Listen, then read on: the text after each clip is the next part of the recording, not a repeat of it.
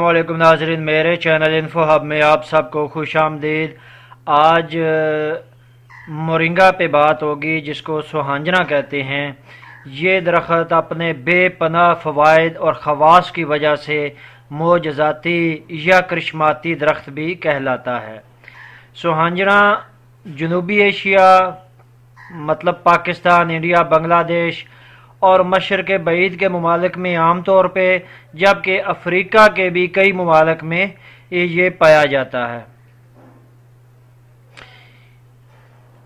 سوہانجنا کے درخت کا ہر حصہ بہت ہی اہمیت کا حامل ہے اور ہر حصے کو غذا کے طور پر بھی استعمال کیا جا سکتا ہے۔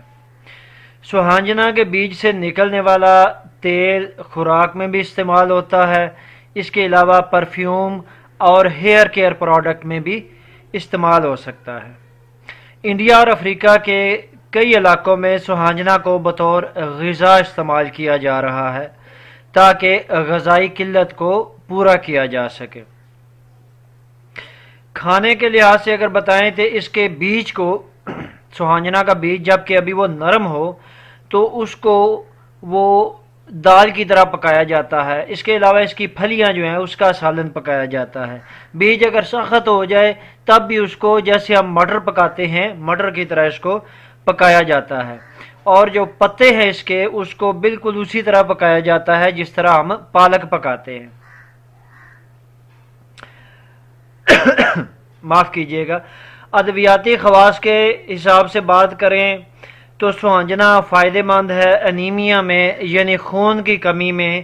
اس کے علاوہ جوڑوں کے درد، آرتھرائٹس، دمہ، قبض، شوگر، کینسر، ڈائریا، مرگی، معدے کے درد، سر درد، دل کے امراض، گردے کی پتھری اور تھائرائیڈ ڈس آرڈر وغیرہ میں نہایت مفید ہے۔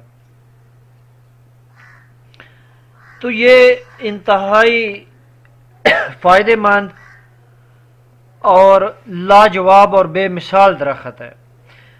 اس کے خشک پتوں میں دودھ سے زیادہ کیلشیم پایا جاتا ہے، جبکہ دہی کے مقابلے میں بہت زیادہ پروٹین اس میں پایا جاتا ہے۔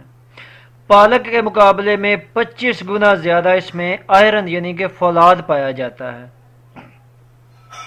اور بادام سے زیادہ اس میں وٹامن ای پایا جاتا ہے۔ اس کی جڑ جو ہے اس کو بھی بطور اچار استعمال کیا جاتا ہے۔ سب سے جو اس کی فائدہ مند چیز ہے وہ یہ ہے کہ آپ اس کے پتے جو ہے وہ اتار لیں جتنے ہو سکتے ہیں، اور ان کو نیم گرم پانی میں نمک ڈال کے اس میں ایک دفعہ آپ دھو لیں، اور اس کے بعد اس کو خشک کر لیں۔ خشک بہتر یہ ہے کہ اب اس کو چھاؤں میں ہی کریں۔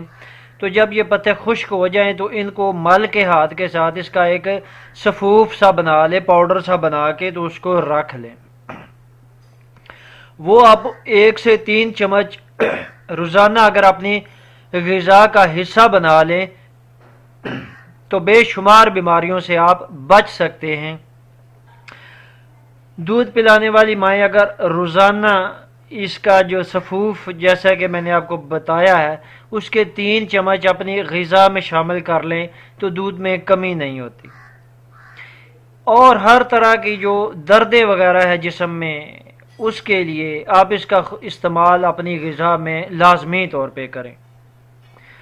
لگانے کے حساب سے اگر بات کریں تو یہ ہر طرح سے لگ جاتا ہے۔ اس کی کلم بھی لگ جاتی ہے۔ اب تو ماشاءاللہ اس کا سیزن سٹارٹ ہو رہا ہے ساون سے، تو ساون بھادو میں بھی آپ اس کو لگا سکتے ہیں، اس کو مارچ اپریل میں بھی لگا سکتے ہیں، بہاریہ بھی۔ تو اس کا بیج بھی لگ جاتا ہے، اس کی کلم بھی لگ جاتی ہے، اور دونوں صورتوں میں یہ قابل کاشت ہے۔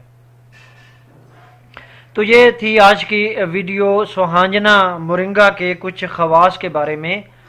تو نیکسٹ ویڈیو میں انشاءاللہ نیم کا جو درخت ہے اس کے خواص پہ بھی بات ہوگی، وہ بھی بڑا ہی دلچسپ ہے۔ تو ویڈیو اگر پسند آئی ہو تو لائک اور شیئر کیجیے گا۔ اپنا بہت خیال رکھیے گا۔ اللہ حافظ۔